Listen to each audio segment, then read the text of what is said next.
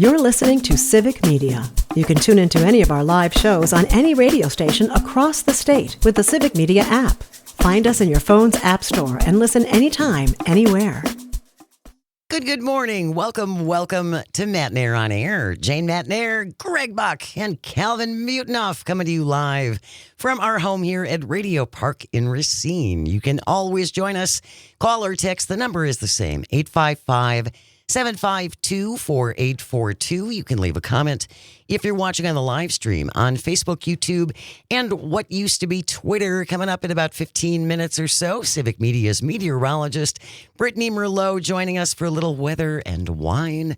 Tell us what we can expect as we head into the weekend. It has got to be 30 degrees cooler today than it was yesterday. She was camping last week at EAA during a heat advisory. It was so hot. Way tougher than I'll ever be. Yeah. So Brittany Merlot joining us at around 10:20 after the 10:30 news. The Acme Packing Company's Paul Noonan will be here to talk all things sports. We'll end the show, as we always do, with This Shouldn't Be a Thing. Today it's the Terminator Bunny edition. Stay tuned for that. And just a reminder, join Pete Schwaba tonight for Nightlight from 6 to 8 p.m. Why? Some incredible guests tonight with Pete Schwaba's Nightlight. Yeah. Civic Media's Jimmy Koska. Oh, God, I could talk about him for all... The man, it does not stop. The popcorn pick of the week. Yeah. And then at 7:20... Let's move on to other things, Jane. Co-host of Civic Media's Matnair on Air, Greg Buck. Yes. Joining Pete Schwaba tonight at 7:20 on Nightlight. Listen as Greg makes attempts at humor. What do you know what you're talking? Well, are you talking movies? I think we're going to talk movies. They asked me about popcorn pick of the week, but I'm not listed for that, so I should. You got passed over. What you're doing now, people, is you're listening to a conversation that could happen off air, but it's not. It's going to be great. I love talking to Pete. We always have a good time. We have a lot of friends in common in the stand-up community. Yeah. He has a lot of my friends on his show, too. I'm always excited. I'm like, I know them, and they're funny. So it's going to be a great time. I love being on Pete's show, and it's a good way to – that show is a great way to wind down your day. It really is. But I will say, after Pete's show, Civic Media's programming doesn't stop. There are great shows after Native Roots are on, National Revolution is there, and those shows, all of those shows, whether it's Pete's show, our show, Earl's show. Earl's got a podcast. Earl's got a brand new podcast called What's Going On, and that leads me directly into what I wanted to say, which go to civicmedia.us/shows, and you can find all of our shows there. You can download episodes one by one directly to your device, listen to them whenever you would like. Or you can just simply go to your podcast distribution center of choice, and you can download our shows as a podcast as well. Subscribe to them, and that way new episodes are delivered directly to your device when they are available, as well as, you know, maybe giving us a 5-star review if we deserve it. If we deserve it. Because that helps with visibility and ratings. Absolutely. We'd appreciate it. Greg Buck tonight on Nightlight with Pete Schwaba. Be listening around 7:20. Check out the whole show. Starts tonight at 6 o'clock. Dan Schaefer mentioned this when he was on yesterday, and we didn't really have too much time to delve into it. Wisconsin Senior Senator Ron Johnson yesterday, he's not happy with a new measure that would kind of crack down on insider trading among our members of Congress. Yeah. Senator Josh Hawley drew up a bill banning the practice of, again, congresswomen being able to trade on insider trading. Josh Hawley drew up a bill banning that practice, but boy, that's landing with a thud, including from the president. Donald Trump on social media called Josh Hawley a second-tier senator, playing right into the dirty hands of the Democrats. I don't think real Republicans want to see their president, who has had unprecedented success, targeted. So, Rojo, we're going to play a little clip from Wisconsin Senior Senator Ron Johnson talking about this measure that would crack down on our elected officials from using their insider information to trade stocks. Calvin, can we play that clip, please, from Senator Ron Johnson? We make it very unattractive for people to step up to the plate and run for office or potentially serve in office. I tried hiring a retired CFO many years ago. Okay. This after the passage of the Stock Act. Would have been great. I could have had somebody really expert in international taxation, that type of thing. I could not find anybody willing to do it. So this piece of legislation, really, it's legislative demagoguery. We do have insider trading laws. We have financial disclosure. Yeah. Trust me, we have financial disclosure. The press pays attention to it. So I don't see the necessity of this. Of course. I can imagine all kinds of unintended consequences. Really? You could relabel this law, quite honestly, the Career Politician Protection Act, because it'll make it so unattractive for people to give up their business, sell it. They have to sell it? Mm-mm. Unless some ethics committee says, oh, no, there won't be a conflict of interest. I mean, there's when we pass a tax law that lowers tax rates, we all benefit. It's just an inherent issue. When we pass tax cuts, we all benefit. It's just inherent. Jane, that may be the greatest 1 minute, 15 seconds, the most impactful, full of confessions I have ever heard. I mean, really, honestly, I don't know if I've ever heard in such a small amount of time so much just blatant honesty coming out of one elected official. I mean, that was completely inadvertent. Because when you played this for me, we both saw two different things. Blaring things. I want you to talk about what you... Well, okay, my question is, he tried to hire a retired CFO. Now, the measure that he was referring to, that Stock Act, Correct. was developed after the crash in 2008, right? Yes. And then wasn't enacted into law until 2012. Correct. Okay. But that was in response to what happened after the crash of 2008. Yeah. So Ron Johnson telling us that he couldn't find a former chief financial officer of a company, which from what I understand is a pretty high-powered position if you're a company CFO. Depending on your company, yeah, but you can make, I mean... You can make some pretty good buck being a CFO. Exactly. He couldn't find a retired CFO to work for him because he wasn't allowed to do insider trading? Yeah, because the Stock Act specifically talks about, it's about transparency. It's about making sure we understand. Excuse me.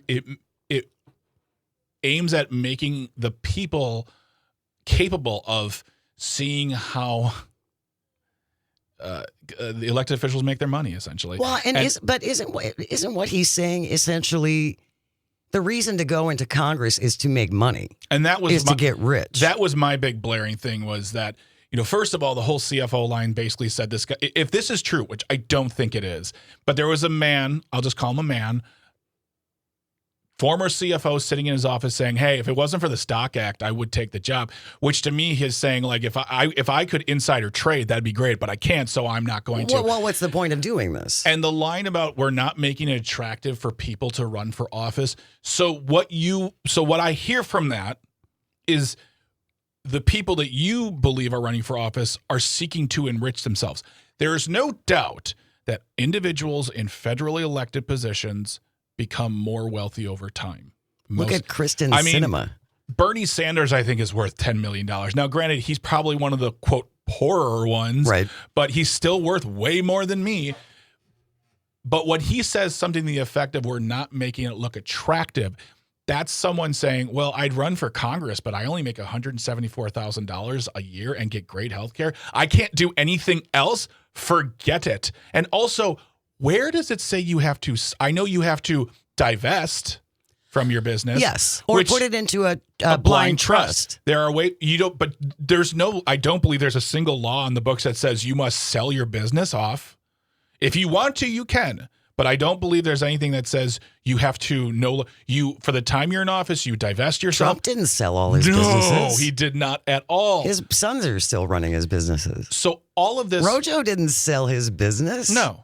And all of this being said is that he's searching for a reason not to support this. And every example he used basically just said out loud why some individuals go into politics in the federal level. They want to make money and they want to use the information available to them to enrich themselves.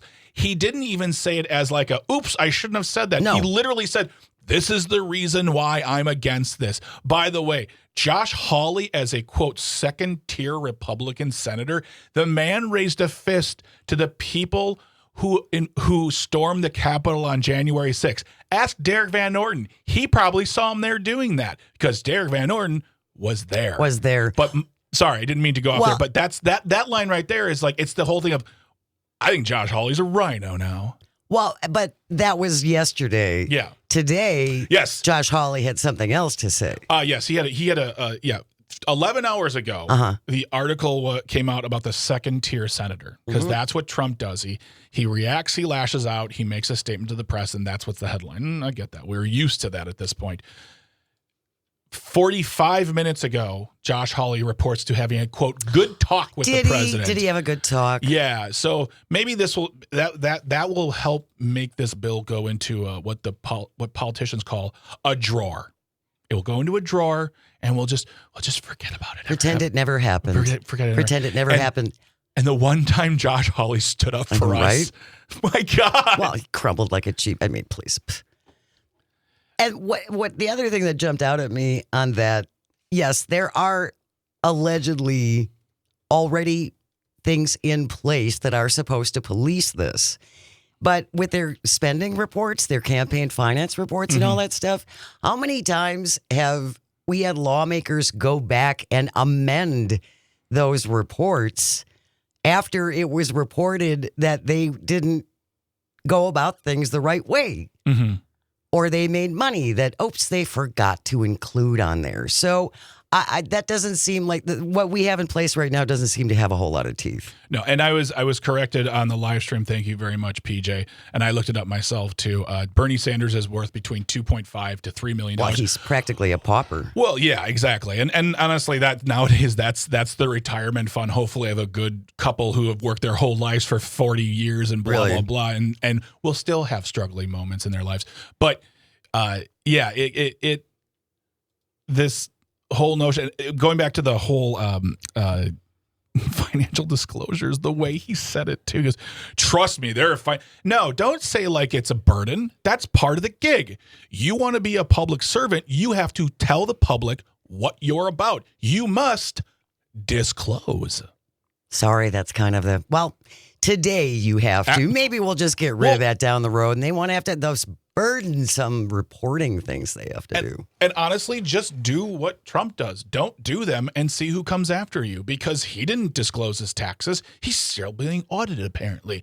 But all they have to do is just not do something, and we stand back and go, hey, you're supposed to do this. They say no, and we, the regular people, we don't have the power. We don't have the power on a regular day. We have the power at the voting booth, absolutely. We should always exercise that and make yourself available to do that. And go to myvote.wi.gov. Let Ron Johnson know that maybe he shouldn't be able to enrich himself through lowering his own taxes and inside information. Maybe he'd like to know that. I'm sure he would. Myvote.wi.gov. You got time today. Grab your phone and just leave a friendly phone call. Weather and Wine with Brittany Merlot. How long are these smoky conditions going to last? She will tell us. Stay close. You're listening to Matt and Air on Air on the Civic Media Radio Network. You're listening to Civic Media. Stay up to date on the latest news and information for your local community and Wisconsin by signing up for our free email newsletter. Visit civicmedia.us/email to get started. Good morning and welcome back to Matt and Air on Air. Jane Matt and Air, Greg Bach, our resident young person, Calvin on the board, coming to you live from our studio at Radio Park in Racine, where you can join us. Call or text at 855-752-4842. Leave a comment if you're watching on the live stream on Facebook, YouTube, and what used to be Twitter. It's been too long. Civic Media's meteorologist, Brittany Merlot, joining us for a little weather and wine. You actually took a little time off for yourself to go to the EAA last week. What a difference a week makes, Brittany. Last week, you were sweltering to death in that incredible heat wave we had. And today, it's like 30 degrees cooler than it was yesterday. Yes, the relief has been amazing because was pouring water all over myself. That tent heated up so fast. I bet. No, thanks. Yeah, it was rough, but it was fun. It was worth it. But now it seems like I was so excited for the cooler, more comfortable temperatures, and we just can't get a nice, good quality summer day with blue skies. Yeah. The wildfire smoke is just, It's kind of unbearable. It's hard to breathe. Well, and there was a report that just came out that I saw on Twitter about air quality reports, and this is not good. As of 9 o'clock this morning, 6 Wisconsin cities are in the top 10 for worst air quality in the country, including Milwaukee, Beloit, Stockton, Traverse City, Waukesha, Rhinelander, Marquette, Madison, Houghton, and Green Bay.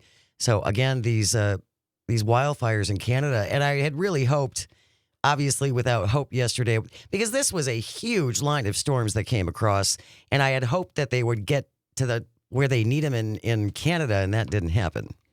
No, it didn't. Eastern Canada is expected to have some rain coming up soon, but Western, Central, not so much. Areas that really, really need it.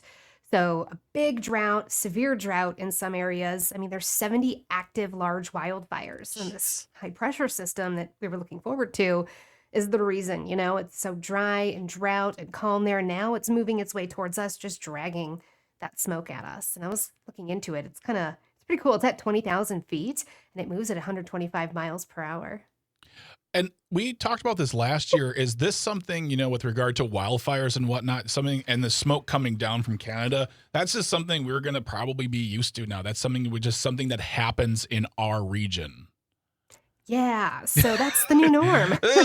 Yay! We signed up for this unknowingly. It really is. And I was chatting with the Wisconsin DNR earlier this week, and I was asking the same thing. How unusual is this, And the one thing that she was like, it's earlier, it's bigger. Yep. Yep. Yeah, she's like, usually we send people over there to help. We're doing that now. Now we've got more already. And it's just, the efforts are just ongoing. And their season runs till September, wildfire season in Canada. So we've got a ways to go. Yeah. Was it 2 years ago or 3 years ago, the first time that smoke moved into Wisconsin? Because I'm 65 years old. That had never happened before. I had never seen that happen before. And now, as you said, Greg, unfortunately, apparently this is just going to be an annual thing. Yeah. Yep. That was 3 years ago. It started creeping into parts of northern Minnesota about 10 years ago or so. But the fact that it's moving further south, more and more frequent, Illinois is starting to see it more and more often. It's becoming the normal here. Yeah, it's not fun. It's just very off-putting. I know, because it's essentially it's newer, and I don't know how to say this. Yep. I don't forget that it's happening. I think what I thought was I was expecting it a few months ago, maybe like in May and June. And it didn't happen, so I thought, oh, okay, well, maybe it'll not that bad. Good summer. And then I walked outside, I'm like, oh, it is misty, foggy, weird outside, and it can just really happen any time during those months. Yeah, so a lot of these fires were actually started by lightning strikes. So their storm season started up, lightning strikes in the woods. It's a remote area, they can't get to it. It's just blows out of proportion. You've got the winds up there, tons of trees and stuff, and even today, now we're not in a bad fire risk, but up north in our north woods, a moderate risk. Versus everywhere else, nothing. What do we got coming for the weekend, Brittany, as far as weather-wise across the state? Well, I hope the smoke will be gone by Saturday. Fingers crossed that it will be out of here. It'll for sure be gone by Sunday. I can guarantee you that. And comfortable temperatures, mid to upper 70s as we close out the week and into the weekend. Dry up until about Monday night. I think there's a chance for some showers and storms far north. And then Tuesday, a little bit more likely. Monday and Tuesday were more widespread here for us. But no immediate 95s coming our way or anything like that? Ooh, well, she's they're not behind saying that. Yeah, next weekend. Next weekend, it's going to be back into that high heat, high humidity. All that is going to definitely return. So this weekend, comfortable. Next weekend, you'll be sweating again. So enjoy it while we got it. The weather 180. Yep. I don't know why you ask that question every time, Jane. You never like the answer unless it's like mid-December. Like, are we going to get 95 days? No, it's December. You're fine. Great. Enjoy bone-cracking cold instead. But no, yeah, I just feel like don't ask the herald of the weather gods, Brittany Merlot. It'll never be the news you want. That's right. I just refer to her as the herald of the weather gods. I love it. Here's the good news, though, with the humidity. Ladies, everyone, you age slower. It's better for your face and the wrinkles in the skin. There's your positive. There you go. She said that looking at me. That's okay. She said No, ladies. I She was looking at me, but that's okay. Men, we just get old and withered over time, and we take it because that means we had a good life. Brittany Merlot is Civic Media's meteorologist. She joins us every Thursday for a little weather and wine. Thank you so much, my friend. Really appreciate it. We will see you next week. We have news coming up next, and then we're going to talk all things sports with the Acme Packing Company's Paul Noonan, except yesterday's game that never happened. We're going to pretend that was just not a thing. You are listening to Matt and Air on Air, coming to you across the vast, statewide, countrywide. Pick us up around the world on the app. We are the Civic Media Radio Network. Good morning and welcome back to Matt and Air on Air. Jane Matt and Air, Greg Bach, Calvinator on the board, coming to you from our studio at Radio Park in Racine. Join us. Call.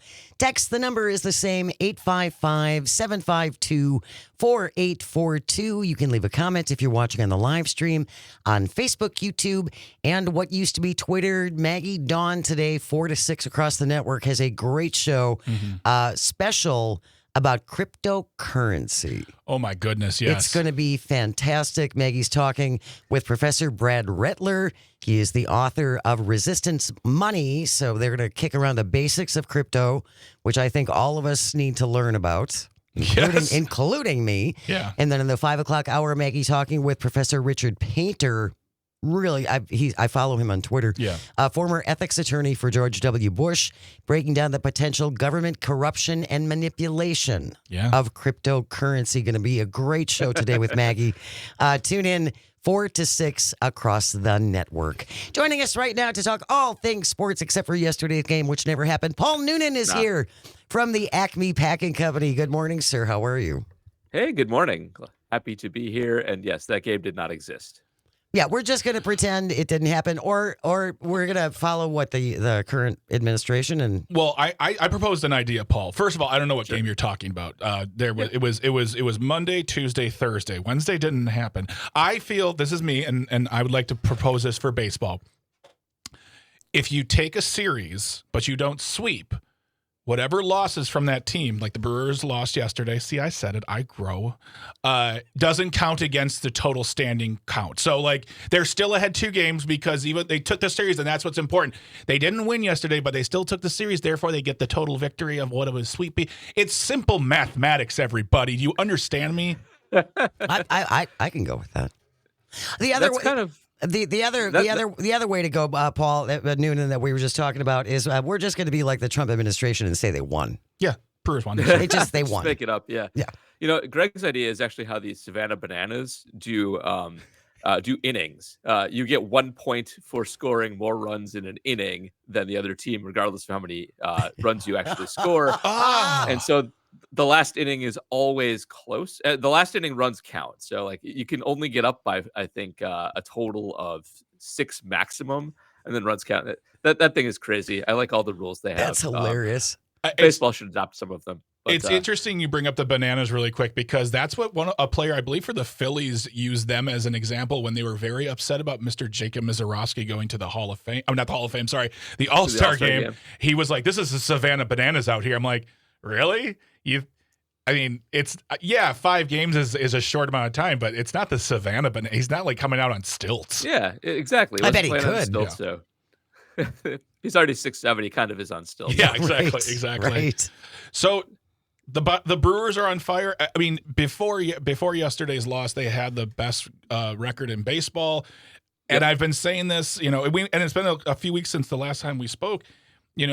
Whether it was you or J.R. Radcliffe or myself or other Brewers fans, and in April or March, we had a much different outlook on what this team would be doing. And I understand there's still another half of baseball to be played, but this is surprising, exciting, but like, wow, okay.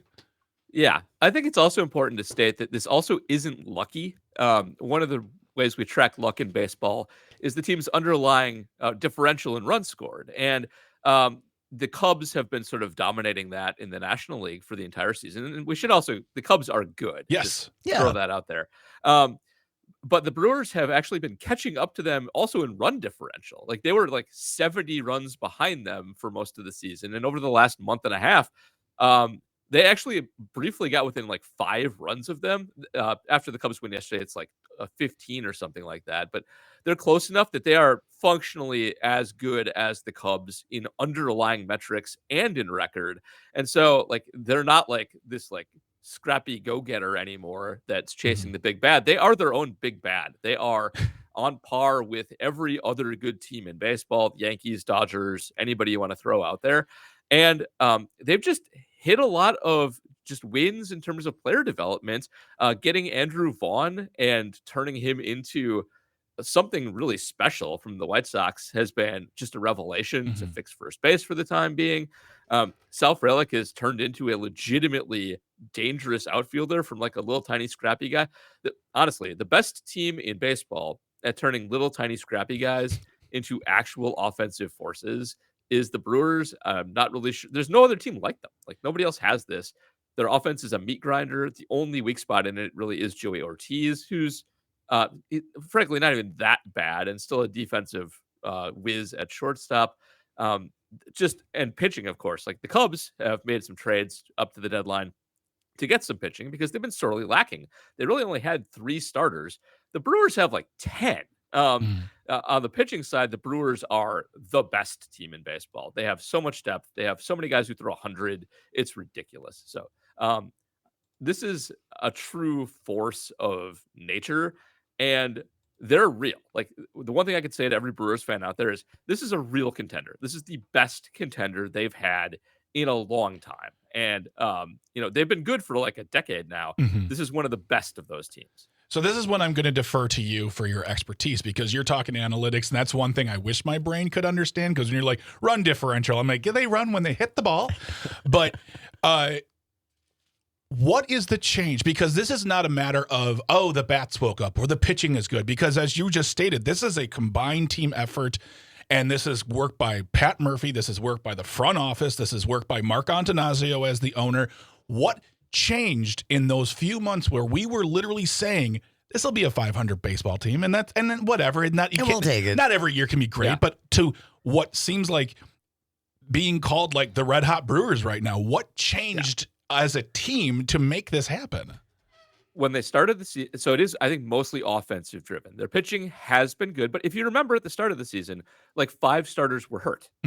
So one thing that changed is those guys got healthy. Woodruff is back and pitching well. Like, they added Mizorowski, who's like adding an ace. It's basically like trading for an ace without giving anything up. But more than anything, they had a bunch of holes in the offense to start the season. Their third base, remember Vinny Capra made this team out of camp. One of the worst players in baseball this year.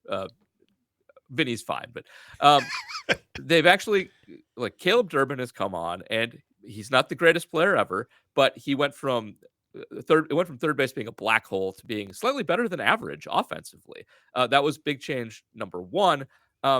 Isaac Collins is statistically the most valuable hitter on this team. A guy who literally came out of nowhere, who my good friend Spencer, who's on our podcast, actually really liked and I should listen to more often, and has made it so there's really no holes in the outfield. And the acquisition of Andrew Vaughn. So they had pretty good first base production when Rhys Hoskins was healthy, when Lauer was healthy.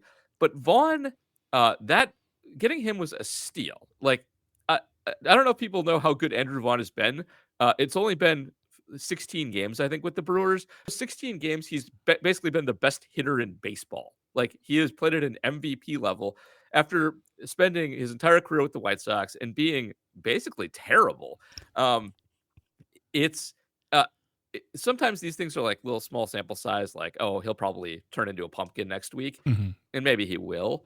But one thing I really like to do is steal players from awful teams. The Rockies and the White Sox are 2 of the worst organizations in sports. Yeah. And if you look at like Andrew Vaughn's profile, there's a chance this might actually stick, because he had a big problem swinging at pitches outside the zone with the White Sox. He swung at about 36% of pitches outside the zone. The Brewers have got that down to 22. And when he swings at a pitch in the zone, he makes contact 90% of the time. Wow. And it's hard contact.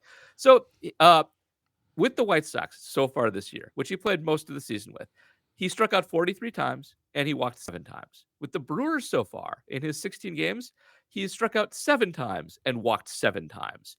So he's walked as much with the Brewers in 16 games as he did with the White Sox the entire first half of the season. I think they actually may have fixed him for real, which never happens midseason. We made him a real boy. Seriously. Well done, Geppetto. If you're just joining us, we're talking to Paul Noonan on Matt and Aaron Air. He is the Acme sports writer. And also, I've been meaning to do this more often because, yes, you have a podcast, Milwaukee's Tailgate Brewer Podcast. It is a great breakdown of all the news of the Brewers, and it helps me because I love baseball, but the numbers and the statistics, the stats and all that kind stuff of hit me in the face sometimes. But you guys make it very digestible, and I appreciate that. So go and find that where you find your podcast.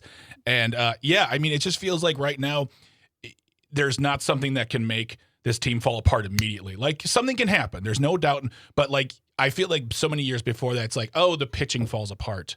That's why you fall apart. Oh, the hitting falls apart. But what you're saying is like the puzzle pieces are coming together, and that's much more exciting. So much great things to watch over the next few weeks. Yeah, and what I love about this too, I think, is that the season started off just kind of like, we'll play. It's not going to be great. Yeah. It'll be fine. But then to see them turn into this, it's really exciting. It is.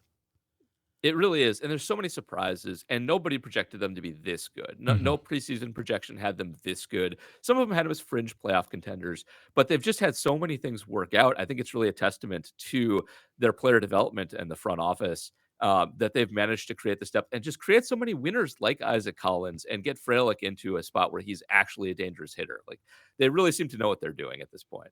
Paul Noonan is our guest in the time we have left. Paul, let's talk a little bit about the Packers because Packers training camp is underway.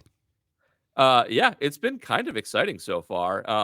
There's been a good amount of drama. So Elton Jenkins is going to likely play center this year after playing mostly guard, some tackle. He's kind of the Swiss Army knife of the offensive line. He is not happy because centers are paid less than guards and tackles. And he did just get a new deal a couple of years ago, but he wants more money. So we'll see if they do anything there. But he did report and is playing, which is good. But the offensive line has been made to run a couple of extra laps so far in training camp. They have had some issues. Rasheed Walker in particular. Hopefully they get that together. And also want to mention Nate Hobbs is a cornerback that we acquired from the Raiders in the offseason. He is likely to be our starting slot cornerback, the guy who covers the little guys that run in the middle of the field. He's been tackling people too hard. He may have it's been kind of a love-hate thing. They told him to calm down, but keep an eye on him as a potentially like hard-hitting enforcer type once the season actually starts. He officially did not cause running back Marshawn Lloyd's injury, but he unofficially maybe sort of did. And so Hobbs is a guy to keep an eye on. He's a pretty good player historically. He's good for the Raiders. He's good in the slot. But you may have a bit of a character on your hands with him once the season starts. And honestly, the Packers, I do think, benefit when they have at least one or two guys on the defense who are sort of unreasonable thumpers. So, don't hurt your own guys. It's going to be the name of my album, I think. Unreasonable Jane Thumpers. and the Unreasonable Thumpers. I like that. There's potential there. Paul Noonan is with the Acme Packing Company. He joins us every other Thursday to talk all things sports. As Greg said, check out his podcast. Milwaukee's Tailgate Podcast, where you find your podcast. Thank you so much, all Paul. the podcast places. Yes. Thanks, all. We will see you in a couple. When we return, we're going to wrap it up with This Shouldn't Be a Thing. Today, the Terminator Bunny Edition. Stay close. You're listening to Matt and Aaron on Air on the Civic Media Radio Network. You're listening to Civic Media. Find the latest news, information, and archives of all your favorite shows on the Civic Media website, civicmedia.us. Good morning and welcome back to Matt and Aaron on Air. Jane Matt, Greg Bach, Sweet Cal B coming to you from our studio at Radio Park in Racine. Join us, call or text at 855-752-4842. You can leave a comment if you're watching on the live stream on Facebook, YouTube, and what used to be Twitter. Tomorrow is the 1st of August. I hate to be the one to tell you There's that. like too many emotions happening right there. I mean, it's the classic thing. Well, I think State Fair starts today. It does. State Fair is starting today. And that's the traditional end of summer, even though it's not the end of summer. But still, if you're in Wisconsin, First day of August tomorrow. Oh. And we have a busy, busy week for you coming up next week. Shelly Pittman is going to be here. Beyond the Cheese is set for Monday. We are going to talk to the Poppy Bakery. Ooh. Very excited about that. Todd Alba will be joining us. We're trying to finagle Civic Media's genie of just about everything Terry Barr for next week. She works on wonderful pieces that are very Wisconsin-centric. Yeah. Joe Zapecki is going to be joining us next week. It's been a spell. It's been way too been long. A moment. Way too long since we talked to Joe. Darren Von Ruden will be here as well. I always screw up his name. Did I get it right No, today? you got it absolutely. It's Darren Von Ruden, but doesn't matter. When you started, I'm like, you said Darren Von, and I just heard Darren. I'm like, we what? Darren Von Ruden will be here. He joins us the first Wednesday of every month. He is a dairy farmer in Wisconsin. Yes, we're going to talk to Darren coming up next week. Right now, though, Calvin, it is 10:54. That means it's time for... This shouldn't be a thing. If you ever find a thing you think should not be, send it into Greg and me at janesays at civicmedia.us. JANESAYS. Jane says at civicmedia.us. Calvin found this one in Popular Science. Margarita Bossi with the byline. The headline reads, Robot bunnies deployed in Florida to fight invasive pythons. Researchers have found a creative new solution to track down the snakes. Now, to clarify, we kind of love the robot bunnies. Yeah. It's the Burmese pythons that shouldn't be a thing in Florida. And also to those Burmese pythons, we know you don't want to be there. Exactly. And we're sorry that someone put you there. Yeah, and then released you. I also don't want people putting invasive species animals. That's what shouldn't be a thing as well. That also should not be a thing. Burmese pythons, one of the world's largest snake and a huge invasive species in southern Florida. They have been trying to fight this since the 1970s when the snakes were first introduced either accidentally or intentionally through the exotic pet Florida, trade. of course it was intentional. Yes, of course it was intentional. Pythons have become the top predators in South Florida, and they have a really hard time tracking them down. So they're coming up with creative ways to lure them out into the open, and by creative, they are using robot bunnies. Here, here's snake. All right. Does anybody, either you, Jane, Calvin, listeners, watchers on the live stream, anyone else getting a real Acme/Looney Tunes feel about this whole thing? Like there's just a boxes of it just says Acme robot bunnies, and someone's gonna pull the wrong cord and the cave is and it's gonna be like 9 feet tall. Meep, and then the snake just runs away. Yeah. This there is a visual component. The story will be in the show notes. I don't accuse snakes of being the smartest creatures on earth, but you look at it and you're like, oh, this isn't. When you think robot bunny, you have an image in your head. Take that image out, put it in the washing machine, and that's what the robot bunny looks like. Do you think that it will fool a Burmese python? Oh, I'm sure, but it will fool it in the same sense of it will think it's just a thing, and not like, oh, it's a bunny. It will be like, oh, there's an object I can go. That I might be able to eat. Exactly. Yeah. So it's not really bunny-like, is what you're saying. It's bunny, but it doesn't look like it's bunny-esque. It's bunny. It's not bunny it's bunny-ish. Robot bunnies don't need to be fed. Okay. Their pens don't need to be cleaned. They're waterproof. And they're decked out with a motion sensor camera that pings researchers if a python approaches. So if we can see a statistically significant number of pythons coming to check out these robot rabbits, this would be a success because right now pythons are really good at hiding. Remains to be seen whether the pythons will be tricked by the fake bunnies. Another thing too is if they're smart and able to hide, they're eventually going to realize the quote bunny that doesn't move is not necessarily the bunny of my dreams. Yeah, exactly. The bunny of you. Stop it. Stop writing songs about this. Look, do what you need to do. It's fine. South Florida, my heart's with you. They're trying. But this just I just see Porky Pig at the end going, "That's all, folks," and that's it. That's the end of the story. We'll try and keep an eye on this and let you know how this robot bunny effort goes in South Florida. That wraps up today's episode of This Shouldn't Be a Thing. Thank you, Greg and Calvin, and all of our engineers. Without you, nothing works. And thank you most of all for calling and for texting and for listening. If you're watching on the live stream, it really does mean the world. We appreciate you. I hope you find some joy today and you get the chance to share it. Keep it right here. News coming up next, followed by Tom Hartman, 11 to 2. Todd Alba live from Richland Center, 2 to 4. Great cryptocurrency special with Maggie Dawn today, 4 to 6. And then Pete Schwaba, 6 to 8. Greg's going to be on tonight with Pete. Check that out. You're welcome. Keep it right here on the Civic Media Radio Network. We will see you tomorrow. The national news cycle never stops, but it can be hard to find news about your local community. Civic Media is dedicated to providing quality local and state news coverage across Wisconsin. With the Civic Media app, you can get notifications about local stories that matter to you and your community. Find the free Civic Media app in your phone's app store and choose notifications from the menu to tell us what kind of news you want to hear about.